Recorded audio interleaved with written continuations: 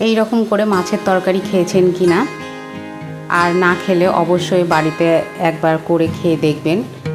নমস্কার, আপনাদের সবাইকে পাপিয়ার হেসেলে সাদর আমন্ত্রণ। তো চলুন শুরু করা যাক। প্রথমে এখানে আমি 4 টুকরো আর মাছ নিয়ে নিয়েছি। তার মধ্যে দিয়ে দিলাম 2টো মাঝারি সাইজের আলু, সেটাকে সরু করে কেটে নিয়েছি। আর এর মধ্যে দিয়ে দিচ্ছি আদা, জিরে, ধনে সব কিছু হাফ টিস্পুন করে দিয়েছি। আর দিয়ে দিলাম টক দই 1 টিস্পুন। আর তার সঙ্গে দিয়ে দেবো কাশ্মীরি লঙ্কার গুঁড়ো আর শুকনো লঙ্কার গুঁড়ো। দেবার পরে আমি এখানে দিয়ে দিচ্ছি পরিমাণ মতন লবণ, হলুদ। আর এখানে দিয়ে দেবো 5 থেকে 6 কোয়া রসুন, সেটাকে থেতো করে নিয়েছি। আর এখানে মাঝারি সাইজের একটি পেঁয়াজ আছে, সেটাকেও থেতো করে নিয়েছি।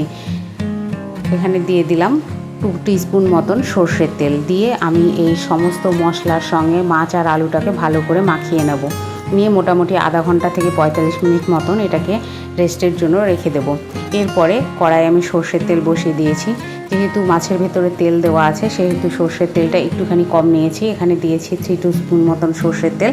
তেলটা গরম হয়ে এলেই আমি এখানে দিয়ে দেবো একটি তেজপাতা আর তার সঙ্গে সাদা জিরে। ফোড়নে দিয়েই আমি এখানে আলু আর মশলাগুলোকে একসঙ্গে দিয়ে দিলাম। মাছটা এই মুহূর্তে দেবো না, যেহেতু আলুগুলো মোটা মোটা রয়েছে, এগুলোকে আগে কষিয়ে নিতে হবে। সেজন্য মশলা আর আলুটাকে আমি লো ফ্লেমে আস্তে আস্তে 15 থেকে 20 মিনিট মতন কষিয়ে নিচ্ছি। আর সামান্য একটু করে জল দিয়ে নেড়ে নেড়ে এটাকে কষিয়ে নিতে হবে। যে দেখুন মোটামুটি কষানো হয়ে এসছে।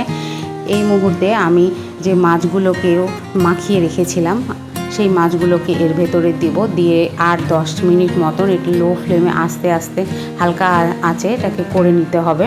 মাছগুলো এপিট ওপিট একটুখানি সেঁকে নিতে হবে। এই যে দেখুন মোটামুটি হয়ে গেছে। আমি 10 মিনিট মতন এটাকে সেঁকে নিয়েছি। এরপরে আমি এর ভেতরে দিয়ে দেবো পরিমাণ মতন জল। আপনারা যতটা গ্রেভি রাখতে চাইবেন সেই হিসেবে জল দেবেন। আর আলু আর মাছটা সেদ্ধ হবে, সেই জন্য জলটা একটু বেশি দিতে হবে। দিয়ে আমি ভালো করে ওইটাকে ফুটিয়ে নামিয়ে নেব। আর নামানোর আগে অবশ্যই একটুখানি গরম মশলা গুঁড়ো দিয়ে নামিয়ে নেবেন। সম্পূর্ণ ভিডিও দেখার জন্য অসংখ্য ধন্যবাদ।